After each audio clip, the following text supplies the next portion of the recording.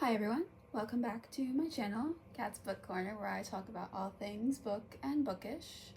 Today I'm going to combine two of my past videos where I give you my unspoiler thoughts of the first three books on my TBR, and then I'll transition into spoiler thoughts. And then at the end, I will show you what I bought at the bookstore today. Which books I bought to add to my shelves. Alright. Let's start with the first book I read. It's the biggest one too, which is Harry Potter and the Order of the Phoenix. Now, this is one of my least favorite ones, and it makes me angry. It frustrates me, because it could all have been solved if Harry talked to people, but he doesn't. He really, really doesn't. And there's Umbridge. Umbridge sucks, which we all know. So this one is 3 stars. Because I can't go lower on Harry Potter because I do love the series in general, but I can't give it above 3 because I don't like it.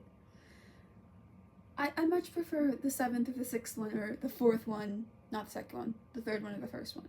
I don't like the 5th one or the 2nd one for some reason.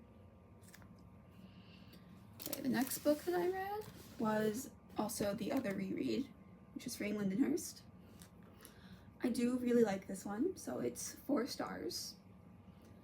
And I did like the reread because there were a few things that I didn't catch on the first times I've been reading it. But with tagging it, I was able to figure out some things. And there are fun quotes and stuff, and I do really like it. Okay, on to the last book I completed. I actually finished it 2 days ago. A Good Girl's Guide to Murder. This was 5 stars. I loved it. I love the mystery element. And I loved how you weren't entirely sure because the 2 crimes that are at the end are just crazy. And I do like how it was told with different medias. Like how you can get her interviews at some points and it's told in actual story form, or it's from her project. I liked the mixed media. It's unlike any other book I've read before, because I don't think I've read a fully mixed media book before. So I really did like it, and I am excited to read the next one once I buy it. Okay, this one doesn't really count because I'm in the middle of reading it right now. I'm only on page 123, but I do like it. I like the representation of how they're formatting the devil, and I like the relationships that are forming so far. I'm not going to rate it yet because I didn't finish it yet, but I really, really do like it, and I am excited to finish it. And it's by Stan Lee, so of course the writing is pretty good. And there's so many funny quotes that I love. One of them is, where is it?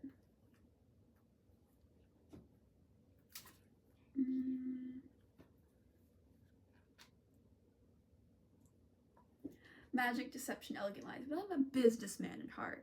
I do really like it, and I like how the devil kind of talks around him, where he's not telling them all of the truth, but stuff like that.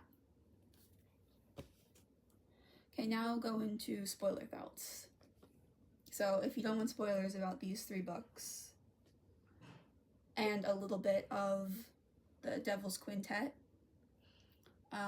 click off now and then come back when you've read them. Or if you just want to hear the spoiler thoughts, that's fine. Let's start with the Devil's Quintet because I'm not that far in, so there's not really much to spoil. I do really like the relationships that they have, and they're not using their actual names, they're using their call signs, because you've got Spur and Pinup and Hack and Boo and Ticker, and you get all their relationships coming together. Hack and Boo are in sort of a romantic relationship, and Spur wants to be one with Pinup, and they've both kind of won it. And then you got Ticker, who's trying to work with his new ability that he got because of making the deal with the devil. They all got abilities. Pinup can basically transform herself into anyone else. She hates the ability, by the way. Then you got Hack, who can hack into all of the computers and stuff and be on the web. Ticker can freeze time, but only everyone around him. He still has to live through time. Like, he's got like a week that he's just done stuff and everyone else has been frozen. Spurs is like he can spur people on, make them, encourage them to do things. I guess I haven't really got true confirmation about what his ability is, but that's how he's explained it. Then Boo, she can see the dead and can kind of flit in between life and death because she died when she fell out of the plane when they were trying to catch the terrorists that the devil made them drop. Because the whole deal with the devil is he'll give them powers if they become his hit squad, basically. But they're like, you know what, we should use these powers to beat the devil. Which, it's really fun, and I really do like it. But I am excited to see where it goes after, because they've just arrived home after they went on this first mission. So I want to know how much it goes through and when the apocalypse thing kind of starts, because that's what it says the devil's working towards, and we haven't got to that yet. But I am excited because I am liking it. Okay. Now a Good Guide to Murder. I love the main character, Pip. I love Robbie. He's one of my favorite characters in the book. Him forming a relationship with her, like, it wasn't romantic at the start. They were just like friends and they like bantered off each other. I liked that banter. And he wanted to figure out how to make sure his brother wasn't marked as a murderer, because he knew in his heart that he didn't do it. And you get like the media messed up everything where they think Adi is like such a good girl, she's wouldn't do anything wrong, but she's actually the one who's done, she like sells drugs, she did all types of things that didn't make her what everyone thought she was. And then Sal was basically just a good guy who, wrong place, wrong time.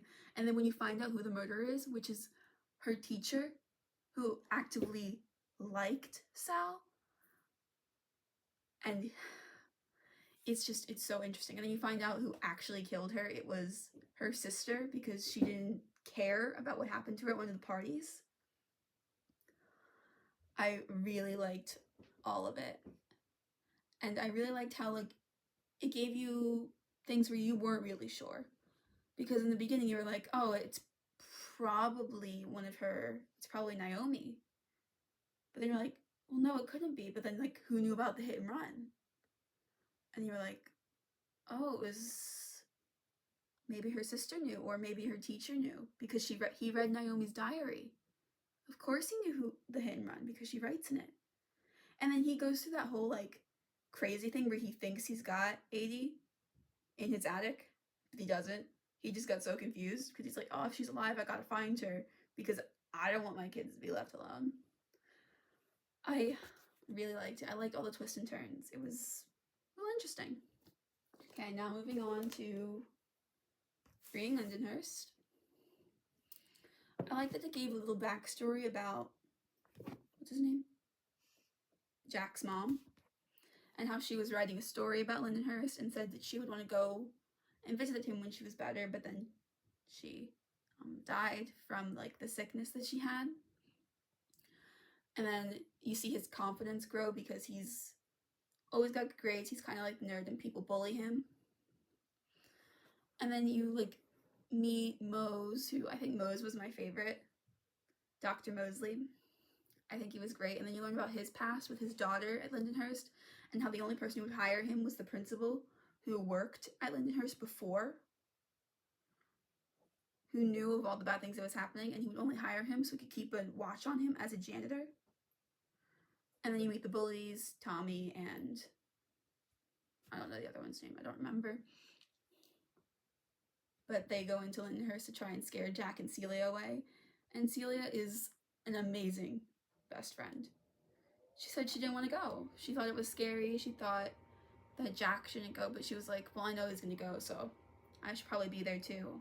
And then the ghosts are cool. I loved seeing Heather and Mose get back together because it's like, it's his daughter that he lost all those years ago that he couldn't protect. And then you find out that they were building tunnels to hide nuclear waste because they were like, oh, we want the power plant here, but we have to make sure that the nuclear waste isn't around people. But they're like, let's just put it where the people we don't think are people are. And then one of them gets cold feet and is like, I think we should tell people because that ghost kind of scared me. And then what happens is they go to the ghost generator. Not really a ghost generator, it's an actual generator where one of the ghosts is building a fusion reactor, which is clean energy.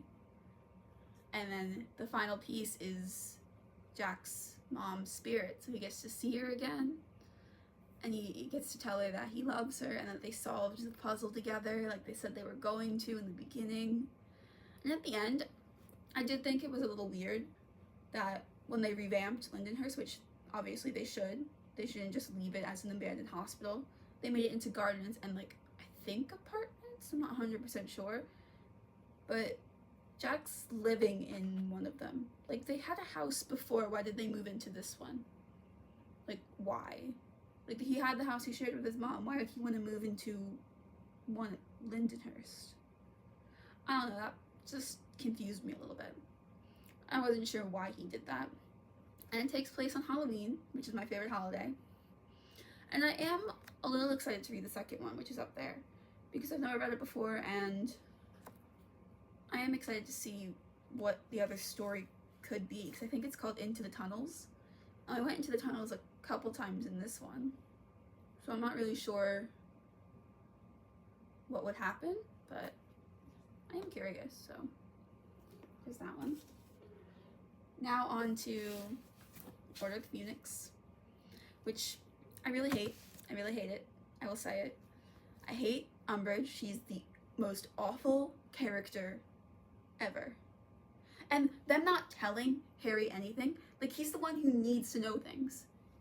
Dumbledore even knows that he's the one who needs to know these things, because he's the one who has to take out Voldemort, according to the prophecy, which Dumbledore could have told him, but he was like, oh, you have to remain a child. I want you to savor your childhood. I'm like, I think his childhood ended the moment his parents were killed. And both of them are not using their people properly. Because, of course, Voldemort knows that Sirius can turn into a dog and that Wormtail can turn into a rat. But no one knows what that specific dog or rat looks like besides each other. Meaning they could keep guard, but they don't. They keep Sirius locked up. And when Sirius gives him that mirror for Christmas, he says, you can contact me through this. And Harry doesn't. He uses the fireplace. And then he gets scared that Sirius isn't there, so he's like, oh, obviously he's actually at the Ministry and I have to go save him. But if he used the mirror, he would have figured out that he's fine.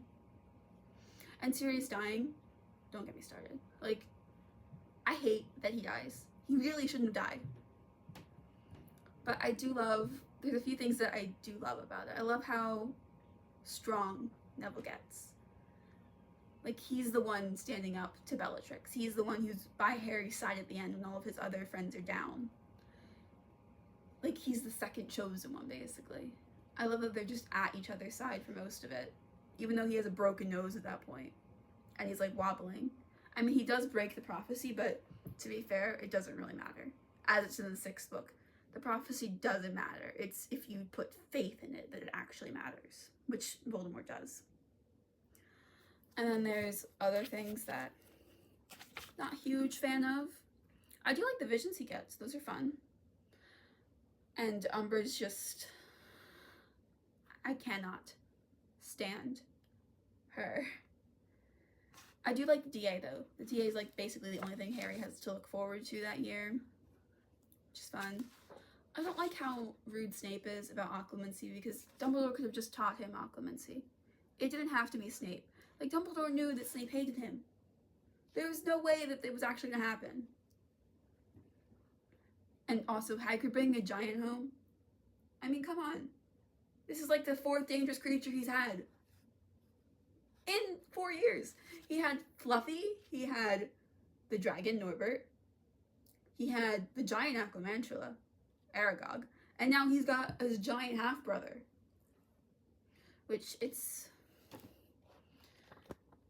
crazy. I do love Fred and George, though. Fred and George are great. And they fly off and like, Peeves, give her hell for us. And it's the only time that Peeves actually listens to someone, and it's to them. And I love that they're all done with Umbridge. Just done. But I can talk about how much I hate this book forever, and how much that there are some parts that I enjoy, but I think we're done with that because it was a lot. Okay, now we're going to look at the books that I bought today. I bought 3. Let's go with one that I've heard a little bit about, Lightlark. I am interested because it is like one of the, I think another book I've read in the past where they have to like compete in like a competition in order like to save the realms, and then I think it's a love triangle. I'm not 100% sure, but I am interested. So it goes on my list. Next we have a book that my little sister actually found at the bookstore and handed it to me. And she was like, I think you might like this. So I am excited to read it. It's The One That Got Away with Murder. It's about these 2 rich boys who got away with murder, and they meet this other girl who they're like interested in, but they're like, we can always kill her if we don't like her. But she also has like dark secrets. So now I'm like, it's like, who has the darker past, who can beat everyone. So I am excited for that one. I am really excited. It goes on my, I think it goes a little higher on my list than all the other ones. And the last one, which is a book I swore I'd never read because I don't like to read really popular books because I'm scared that I won't have the same opinion as all of everyone else and just won't like it. But because the 3rd one's coming out in January, I thought I should maybe try and read it. It's The Fourth Wing. Now, I like dragons. I read Game of Thrones. I love dragons. But I don't know. I mean, I'm curious, sure. It's just, I don't know, because I'm scared I'm not going to like it. Because everyone else seems to think it's 5 stars. But I really don't know, and I'm scared I won't like it. It's literally the only reason I've never picked it up before. Because I was scared I'd have the off opinion about it. I'd be like, I don't like this, so how is my opinion right on any other books if everyone likes this one, but I don't like it? But I am excited to read these 3, but they'll have to go maybe on my January TBR because I still got